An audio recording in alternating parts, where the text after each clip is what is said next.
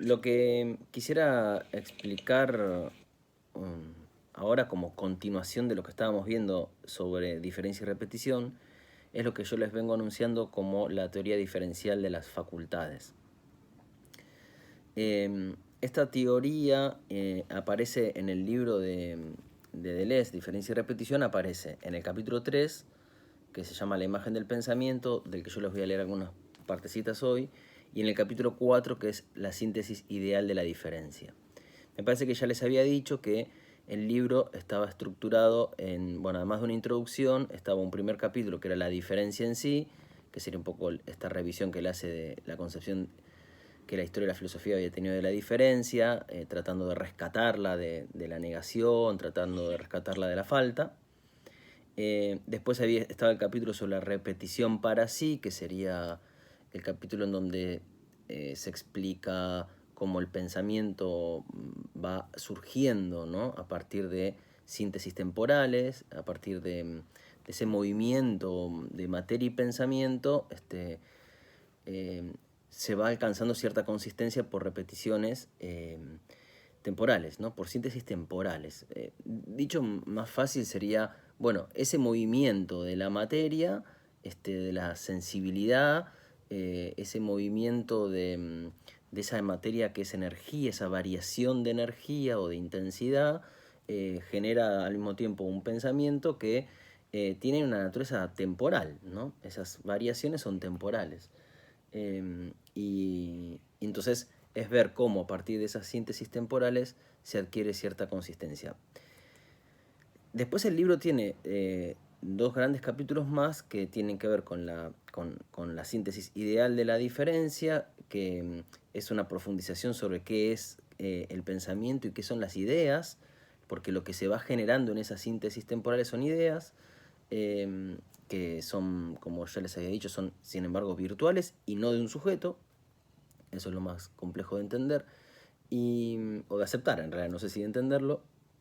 Y por último está la síntesis asimétrica de lo sensible, que es explicar un poco cómo la materia alcanza cierto grado de consistencia, ¿no? Es decir, a mí me parece que Deleuze en este libro sigue muy claramente la idea del paralelismo de Spinoza.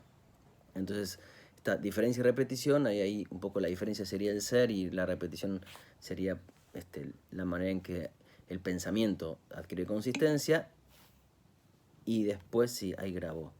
Y después, al mismo tiempo, está la síntesis ideal de la diferencia, en donde ahí se marca se profundiza qué es el pensamiento y qué son las ideas, y en la síntesis asimétrica de lo sensible se profundiza cómo la materia se actualiza, ¿no? En esta teoría diferencial de las facultades, que aparece en estos dos capítulos, Deleuze profundiza esta idea de que el pensamiento se va dando como por facultades. La verdad, no es que a él le interese hacer una teoría sobre facultades, ¿no? ¿Por qué? Porque en principio ya sabemos que el pensamiento no es el de un sujeto, ¿no? Entonces, no se trata exactamente de las facultades que tiene un sujeto como históricamente se lo venía pensando. Como para Deleuze el pensamiento es lo que existe ahí con la materia. Estas son como distintas maneras de darse el pensamiento. Yo lo entendería así, ¿no? Y de hecho después él va enumerando como distintos tipos de facultades, ¿no? La sociabilidad sería una facultad, por ejemplo, el lenguaje es otra facultad. Entonces no es simplemente la mirada tradicional de las facultades como, bueno, los sentidos y la razón, ¿no? O lo que sé yo, la sensibilidad y el entendimiento, las impresiones y las ideas, pienso en Hume. No es simplemente ese tipo de facultades, sino todas las formas en las que la materia se vuelve consciente de sí misma, básicamente. Y si la materia adquiere algún tipo de forma en la naturaleza, bueno, esa forma natural tendrá en su paralelo una forma de pensamiento. Y si adquiere una forma en la sociedad, tendrá también en su paralelo a un tipo de pensamiento. Bien, entonces entendamos estas facultades así como formas de conciencia, formas en las que la materia adquiere conciencia de sí misma. ¿Qué pasó, mi gata? Entonces, está desesperada la gata porque no la quiero dejar subirse arriba mío. Entonces me puse acá como el libro al costado y no, está desesperada. Pobrecita. No puede entender cómo no Va a aparecer no en la el dejo video subir. después. Sí, aparece siempre, pero hace mucho Ah, calor. Bueno, entonces, em, yo voy a tomar una página, quisiera leer y analizar una página. Es una de mis páginas favoritas del libro, que aparece en el capítulo 3, y que empieza con un texto de Platón, que me parece que es interesante. Lo que vamos a ver ahora entonces es, por un lado, algo que está en Platón, y como yo ya les dije varias veces, Deleuze tiene esa forma de hacer filosofía o historia de la filosofía, o de leer a los filósofos, buscando esos cabos sueltos que los filósofos dejan, ¿no?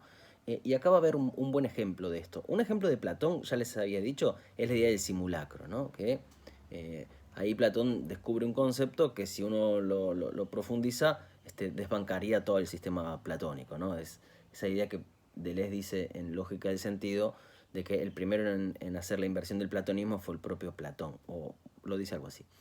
Bueno, acá aparece otra idea también, otro ejemplo de cómo aparece algo en Platón que él no profundizó, ¿no? Y que Deleuze lo toma desde ahí. El texto de Platón nos va a permitir dos cosas. Por un lado, que es lo que hace Deleuze en este libro, ¿no? Por un lado, mostrar lo que la historia de la filosofía, o lo que él llama la imagen del pensamiento dogmática, entendió por qué quiere decir pensar, y por otro lado, mostrar lo que él entiende sobre lo que significa pensar, ¿no? Ahí van a estar los dos modelos. Bien, el texto de Platón dice así: hay en las percepciones ciertas cosas que no invitan al pensamiento a examinarlas, porque la percepción basta para determinarlas. Pero hay otras que los llevan a comprometerse por entero en ese examen, en la medida en que de la percepción no surge nada sensato. Sí, no surge nada sensato. Evidentemente, hablas de las cosas que aparecen a distancia y de las pinturas en perspectiva. No has comprendido de ningún modo lo que quiero decir. Bien, acá hay una cosa importante. Platón dice, cuando pensamos en la percepción, hay ciertas cosas que no invitan al pensamiento a examinarlas, y otras que los llevan a comprometerse más, es decir, que nos obligan, porque de esa percepción no sale nada sensato. Esto es una joya para Deleuze. Nada sensato tiene que ver nada loco, algo disparatado, ¿no? ¿Qué sería? Bueno, hay en las percepciones algunas cosas que no invitan al pensamiento. Si yo te dijera, por ejemplo, bueno, este libro es amarillo. Esto es un libro y el libro es amarillo. Vos me decís, sí, es amarillo. No pasa nada, ¿no? Es decir, ahí hay un tipo de percepción sí. que no invita al pensamiento, es casi redundante, es casi como una banalidad, ¿no? Que Deleuze va a decir que en parte la historia de la filosofía ha terminado en afirmar banalidades, ¿no?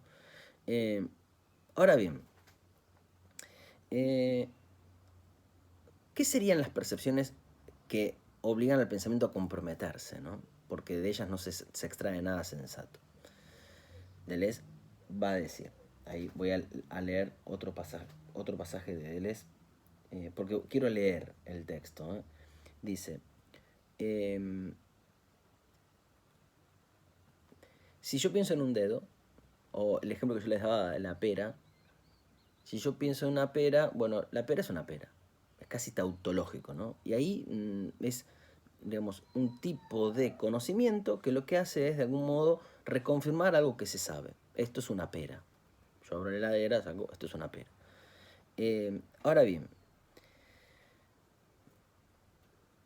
la historia de la filosofía tradicional, ¿qué es lo que suele decir? Bueno, esto es una pera, y yo digo, y la pera es dura, ¿no? O la pera es blanda, o en los términos que decíamos antes, la pera está madura o la pera está verde, ¿no?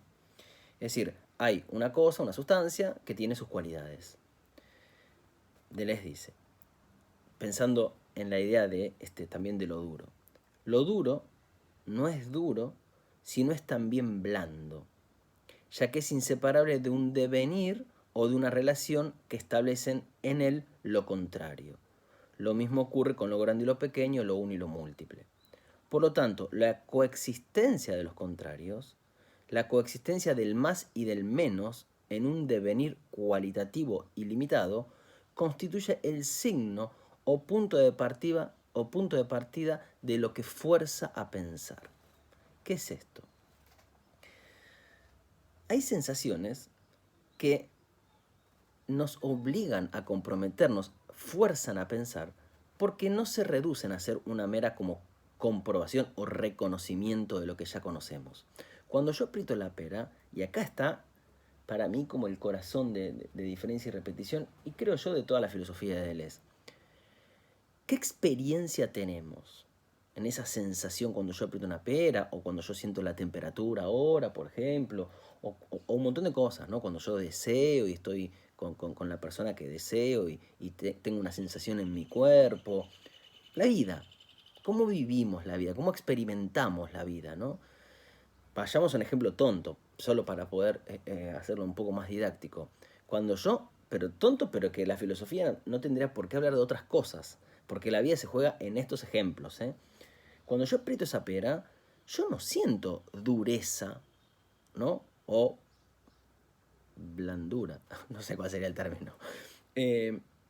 No siento una cualidad, como ya dije varias veces, yo no siento como cualidad en realidad, y acá vendría el problema, yo dije, el libro es amarillo, pero mira, ¿qué es lo que está pasando con el amarillo? Yo no siento amarillo, yo no veo el libro sustancia y la cualidad abrochada a la sustancia. Yo en la vida real siempre veo variaciones, y esto es amarillo y al mismo tiempo es blanco, ¿no? Y la pera la aprieto y es más o menos dura. ¿Qué quiere decir? Que es dura y blanda al mismo tiempo, es más o menos, ¿no? Es decir, la materia, el primer contacto con la materia, y eso es la vida en definitiva, es un contacto que supone un devenir. Ya vamos a hablar tal vez hoy sobre el devenir. Un devenir, ¿qué es un devenir? Es un paso. Yo no siento ni una cualidad ni la otra, sino el paso, ¿no? Lo que va de una a otra. Y lo duro no es duro sin ser blando, porque yo lo aprieto es duro, pero al mismo tiempo, si lo estoy apretando es porque tiene cierta blandura. Y si lo aprieto y veo que es blando, lo blando también se supone cierta dureza. Entonces, ¿cómo puede ser? La pera es dura y blanda al mismo tiempo.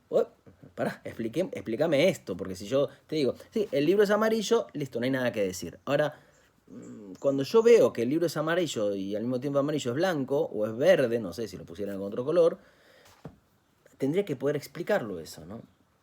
Entonces, hay sensaciones, y en realidad así sentimos en la vida, que despiertan al pensamiento, que lo provocan, que lo convocan, ¿no? Que lo movilizan, que lo encienden.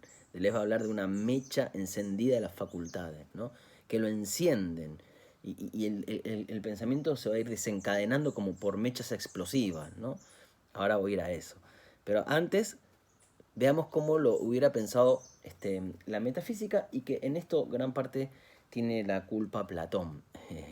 Aunque él mismo es el que descubre esto, ¿no? Porque él mismo lo está diciendo. Así como él mismo descubrió que hay ciertas imágenes que pueden ser, aunque no tengan el modelo presente en ellas, ¿no? Que sería la idea del simulacro. Como algo puede ser sin relación con el modelo. Si para Platón todo lo que es por la relación con el modelo, es en las copias, cómo podría ser una imagen en donde el modelo estuviera ausente, ¿no? Es el no ser, que sería el sofista, ¿no? Bueno, los grandes filósofos nunca se limitaron a lo que después las tradiciones de la historia y la filosofía han hecho de ellos, ¿no? En todos los sistemas filosóficos tenemos como esas líneas de fuga, ¿no? Esos cabos sueltos que hablan de que el filósofo se había asomado al abismo, ¿no? Se había asomado a aquello que desborda, ¿no? O se había asomado a aquello que caía fuera de sus propios supuestos, ¿no? Y entonces era impensable. Y entonces Deleuze va a querer llevar la filosofía a eso impensable, ¿no? Y de esto trata la teoría diferencial de las facultades, ¿no? Es entender que el pensamiento surge de lo impensable, ¿no? Porque si no sería más de lo mismo, en definitiva, ¿no? Y si la filosofía tiene sistemas filosóficos distintos, y si en el transcurso del tiempo los filósofos fueron creando nuevas maneras de pensar, es porque entonces de alguna manera han podido ponerse en contacto con lo impensable del otro filósofo, ¿no? Si no, estaríamos todos pensando como tales. Y eso no ocurre, ¿no? Entonces, bueno, pero la propia experiencia de la filosofía nos está demostrando que pensar es ponerse en contacto con lo impensable y no con lo que ya conocemos, ¿no? Bien, entonces, dando unos pasos para atrás. Platón decía, que es un poco el culpable de esto, por Platón, Platón de alguna manera le va a dar forma conceptual a esta idea de que pensar es conocer. Esa es una primera crítica que va a hacer Deleuze a esta tradición filosófica, ¿no? Pensar no es conocer, ¿no? Y la filosofía siempre nos dijo que pensar es conocer y que conocer además es una especie de hilo tendido entre el sujeto y el objeto. Para Deleuze no va a ser ese el modelo para entender el pensamiento. Si pensar es conocer, el conocimiento entonces se limita a ser reconocimiento, ¿no? Dice Deleuze, ¿no? Un dedo es un dedo, un libro es un libro, ¿no? Y el libro es amarillo. Yo reconozco, ¿no? Reconozco el libro, reconozco el amarillo, los reconozco, ¿no? Los identifico, ¿no? Entonces, si pensamos en cómo las facultades fueron entendidas en esta historia de la filosofía, primero, que pensar es conocimiento y que conocer es reconocer. Ahí hay como una primera gran concepción, gran supuesto sobre lo que significa pensar, contra el cual Deleuze escribe este libro, ¿no? Bueno, pensar es otra cosa. Ahora, específicamente pensando en las facultades, podríamos decir que ¿qué operación hizo Platón? Cuando pensamos en la sensación como una primera forma de pensamiento, en Platón la sensación va a quedar reducida a lo que él llama la forma de oposición. La forma de oposición. Es decir, los seres sensibles están, como te dije antes, ¿no? Están compuestos de cualidades opuestas, ¿no? Entonces, o bien es blanda o bien es dura. O es, no sé qué otros ejemplos habíamos estado hablando, ¿no? Pero bueno, o bien es caliente o bien es frío, por ejemplo, ¿no? Se trataría como de el ser sensible. El ser sensible. El ser sensible está compuesto por cualidades que se oponen, ¿no? Y que por supuesto se excluyen. O bien es una cosa o bien es la otra, ¿no? Platón ahí lo que hace es como separar, ¿no? La cualidad. Que de esto después lo va a continuar toda la historia de la filosofía, pensá, ¿no? Aristóteles, ¿no? Esta idea de que los seres, las cosas, ¿no? Los cuerpos, en definitiva, son sustancias que se definen por sus cualidades accidentales y bueno, las cualidades fueron entendidas como si fueran las bolitas de los árboles de Navidad, ¿no? O pones uno o pones la otra, pero no puede tener las dos, ¿no? Porque se excluyen, ¿no? Un ser no puede ser caliente y frío al mismo tiempo, ¿no? Entonces, eso es lo que va a decir, bueno, sí, los seres son. ¿Por qué? Porque la materia es variación energética. Entonces, siempre es más o menos la materia. Pero claro, en el esquema racional, intelectual y abstracto que esta filosofía postuló, bueno, o el café o está frío o está caliente, ¿no? Bien. La forma de oposición, ¿no? La sensación queda reducida a la forma de la oposición en este sentido de que estas cualidades no pueden coexistir, ¿no? Otra facultad que aparece fuertemente en Platón y que por supuesto en toda la historia de la filosofía aparece sería la memoria, ¿no? El reconocimiento en la sensación se ejerce sobre un objeto perceptible, el libro, ¿no? En la reminiscencia, en la memoria, lo que ocurre es que se reduplica ese objeto percibido y entonces lo que ocurre es que la memoria enlaza la percepción a otra imagen percibida, ¿no? A una imagen semejante percibida. O sea, la reminiscencia se duplica, duplica el reconocimiento, ¿no? y entonces lleva a este objeto percibido a otro semejante. Entonces, este libro me recuerda al otro libro. Esta pera me recuerda a la otra pera. O esta situación que vivo me recuerda a la otra situación. De donde la memoria, de vuelta, queda reducida a una especie de reconocimiento nuevamente, ¿no? La memoria funciona, ahí la reminiscencia en Platón funciona como un dispositivo que elimina todo lo extraño. Entonces, claro, estamos siempre en la misma experiencia, ¿no? No puede aparecer novedad en el mundo, que es lo que le interesa explicar a Deleuze, la diferencia, en definitiva, ¿no? Entonces, cuando recordar recordar en el sentido platónico de la reminiscencia, que es poner en relación lo que percibo con una imagen ya percibida, es decir, buscar la semejanza lo que busca es identificar ahora el presente con otra imagen, identificar y eliminar toda la extrañeza, todo lo extraño, todo lo que no coincide en realidad, ¿no? Y entonces estamos como siempre en el mismo presente, no habría propiamente tiempo, ¿no? El tiempo es expulsado del pensamiento en esta tradición metafísica, ¿no?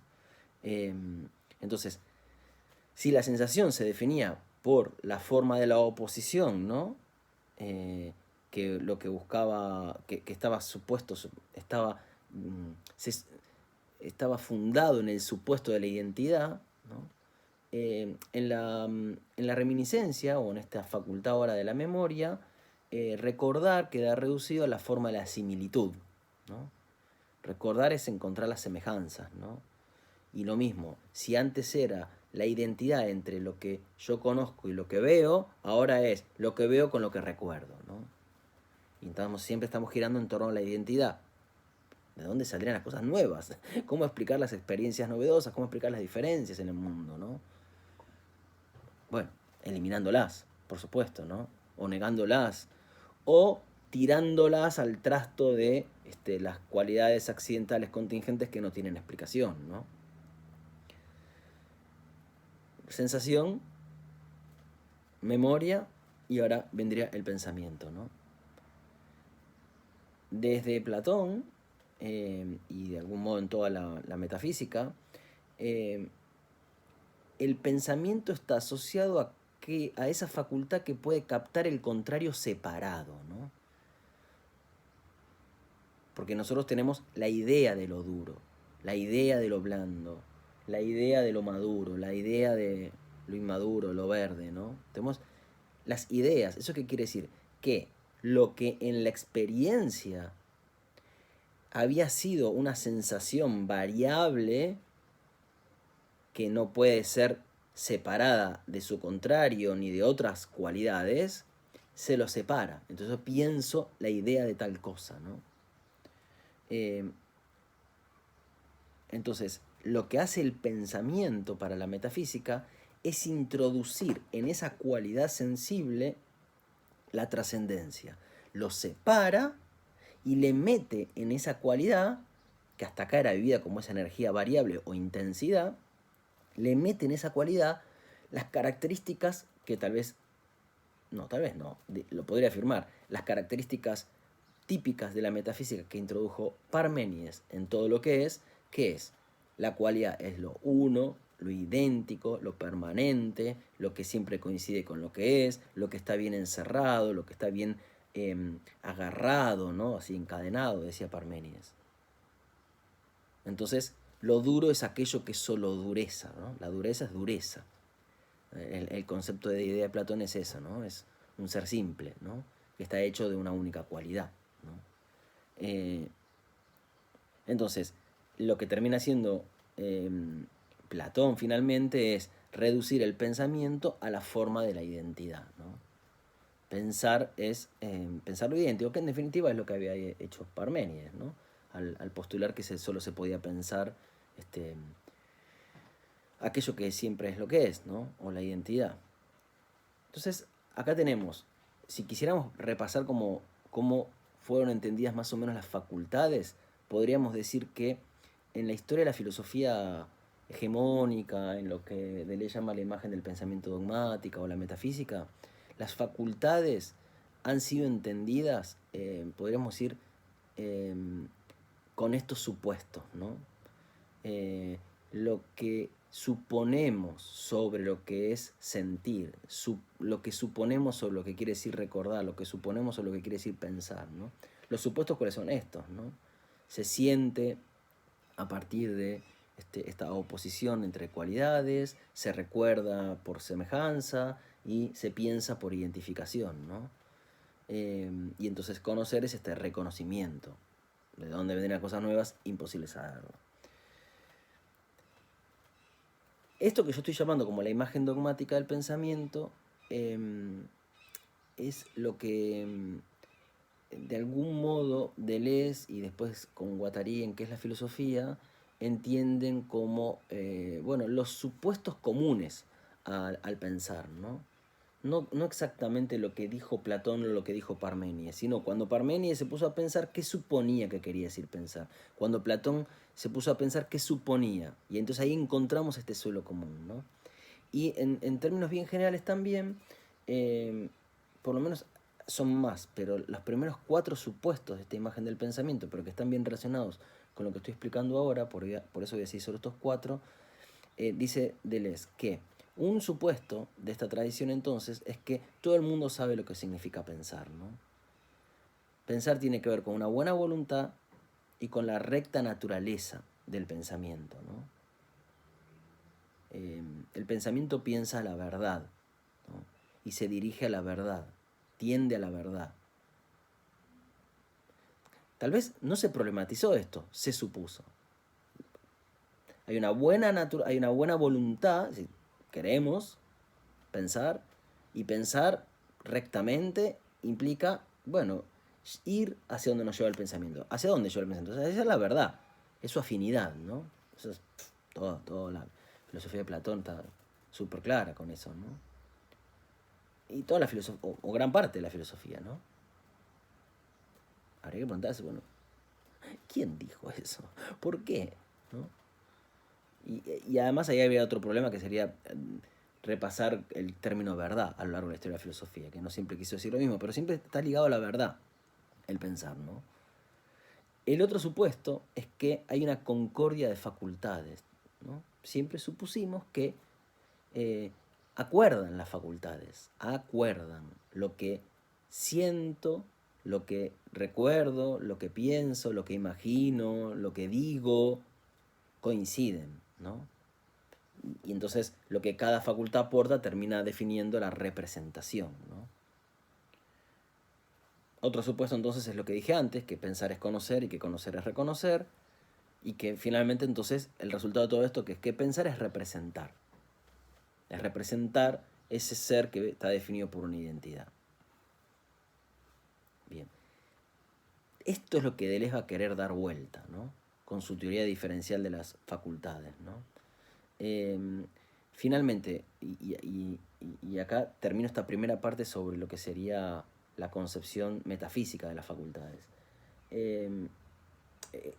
La crítica que Deleuze le haría a todos estos, y que en realidad se la hace a Kant, que es con el que él, ya les dije, está dialogando específicamente, no me estoy metiendo en Kant porque se nos haría todo muy largo, pero hay que leer Diferencia y Repetición como una relectura de Kant.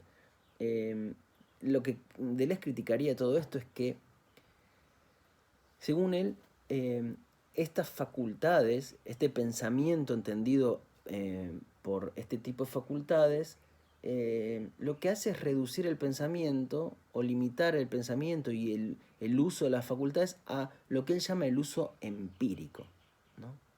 El uso empírico de las facultades es el uso que aparece cuando hay un sujeto enfrentado a un objeto. Es decir, cuando aparece en lo que ya sería el plano de lo actual, en esa génesis ontológica que él viene explicando en Diferencia y Repetición, de cómo se va generando, ¿no? De las intensidades y las singularidades de la materia que van variando y van en ese devenir incesante, van adquiriendo consistencia y va apareciendo el pensamiento con la síntesis y las intensidades se van encarnando o actualizando en las cosas, ¿no? Porque en el mundo están las cosas y no está solo la variación, por supuesto, ¿no? Como te dije, acá hay un libro y acá hay otro libro, ¿no? Y entonces Sí. hay dos libros diferentes y acá hay unas letras negras, hay un color negro y acá hay un color negro también. Eso quiere decir que la materia negra, la luminosidad negra que es de la materia, se ha encarnado acá de una manera y acá de otra manera, ¿no? Se ha actualizado, se ha diferenciado o en tonos de negro, ¿no? Este puede ser que no sea el mismo tono que este. Ahora, más allá de esto, ¿no? De estas encarnaciones, eh, tenemos el sujeto que entonces de esto que ya está actualizado va a tener una representación. Yo digo que percibo el negro y percibo el libro que es amarillo. Entonces, ahí hay un uso empírico, que sería como el uso que aparece del pensamiento cuando estamos hablando de ese plano de lo actual, en donde el pensamiento se convirtió definitivamente en representación. Y lo que Deleuze va a querer mostrar es que, bueno, está bien, fantástico. Imaginemos que eso, sí, está bien, vos tenés representación de estas cosas actuales, pero hay mucho más en la realidad y en el pensamiento. De hecho, el ser está en esa génesis. Entonces, el pensamiento es como si la historia de la filosofía se hubiera quedado con el final, ¿no? De las cosas. Pero el pensamiento es mucho más que esto, ¿no? Eso es el pensamiento ya como estéril, que ya no puede decir nada nuevo, ¿no? Es como decir, y eso es el ser también estéril, que ya no puede seguir creándose, ¿no? Seguir diferenciándose. Listo, el libro es el libro. Pero antes está todo este plano de la génesis ontológica, que supone otro uso de la facultad, que ya no va a ser el empírico y va a ser el trascendente. La crítica a esta historia de la filosofía, ¿qué sería? Lo que se ha hecho es definir al pensamiento a partir del uso empírico de las facultades, es definir al pensamiento a partir de la experiencia como eh, empírica, ¿no? De la percepción empírica. Pero hay otra experiencia del pensamiento. Y de eso va a tratar su teoría diferencial de las facultades.